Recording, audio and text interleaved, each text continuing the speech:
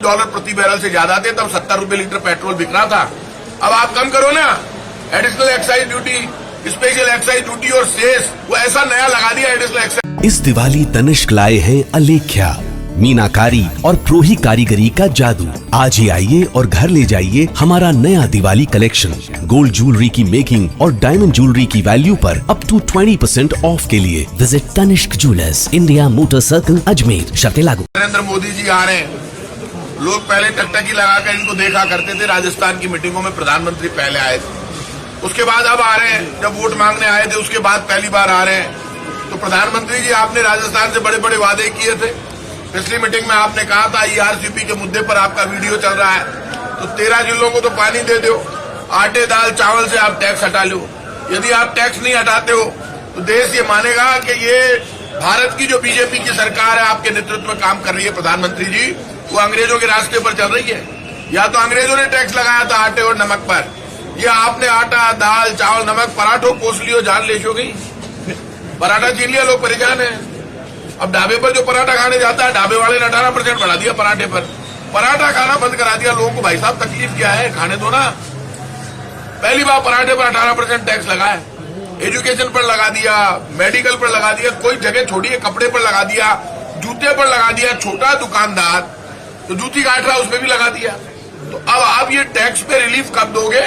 पूरा देश चाहता है। क्रूड ऑयल इस वक्त सस्ता हो गया है, पेट्रोल डीजल। क्रूड ऑयल के दाम 80 से 85 डॉलर प्रति बैरल है।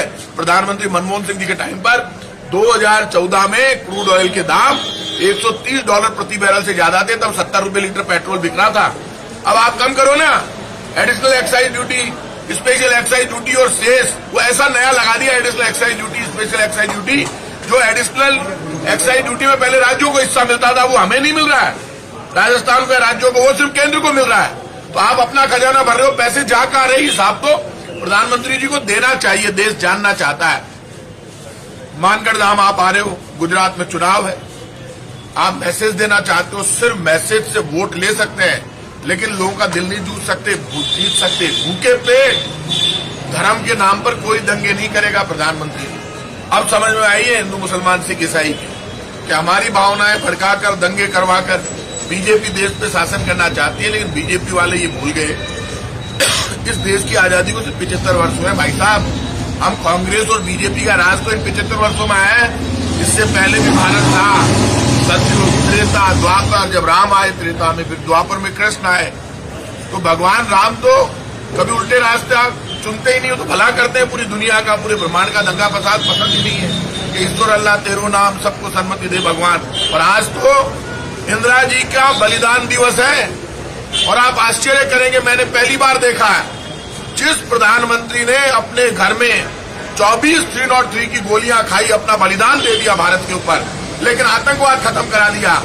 आज उस प्रधानमंत्री का बलिदान स्थल है जहां पे आप राष्ट्रीय स्मारक बनाएंगे। बहुत अच्छी बात है, कोई एहसान थोड़ा ना कर रहे हो, बनाओगे, करना ही पड़ेगा। वो तो बलिदान उन्होंने दिया।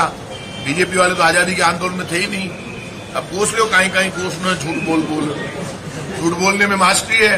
इतिहास पे कब्जा करना चाहते हैं। तो सरदार पटेल तो कांग्रेस के बड़े नेता थे, और आजादी की लड़ाई में महात्मा गांधी के नेतृत्व में पूरा देश, पंडित नेहरू, बाबा साहब, सरदार पटेल, मौलाना अब्दुल कलाम आजाद, तमाम लोग लड़ रहे थे और देश आजाद हुआ।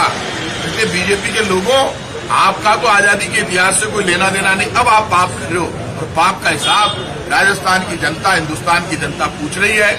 और ये जो प्रदेश के बीजेपी के नेता रोज ऊपर करके बड़ी बड़ी बातें करते हैं, उनको भी बताना चाहिए कि प्रधानमंत्री जी से कुछ दिलवाएंगे क्या, या सिर्फ हाथ जोड़ के खड़े हो जाएंगे उनके सामने। तो ये जो 3-4 नेता बड़े डायलॉगबाजी करते राजस्थान में घूम रहे हैं बीजेपी के, हमको दे दो, हमको दे दो। क्या दे दो? तुमने क्या दिया? कुर्सी के लिए भाग रहे हैं इधर उधर। अब प्रधानमंत्री जी आ रहे हैं, पहले इनका प्रदेश अध्यक्ष और बीजेपी के बड़े नेता जो रोज डायलॉग मारते हैं बड़े बड़े, वो बता दे प्रधानमंत्री जी क्या दे के जाएंगे राजस्थान को, दिलवा दे। 25 MP इनके जीत गए, कई इनके मिनिस्टर बन गए, राजस्थान को ये कुछ नहीं दिलवा पाए। अब कुछ दिलवा दे तो कुछ समझ में आए, लेकिन देना वाले कुछ नहीं है प्रधानमंत्री जी। यदि आटे दाल चावल से भी टैक्स हटा लेंगे तो हमें लगेगा लोगों का दर्द समझते हैं। लोगों को पेंशन मिलती है, बढ़िया काम हो रहा है, जय जयकार हो रही है, भगवान की दया हमारे ऊपर, ठाकुर गोविंद देव जी की कृपा हमारे ऊपर है।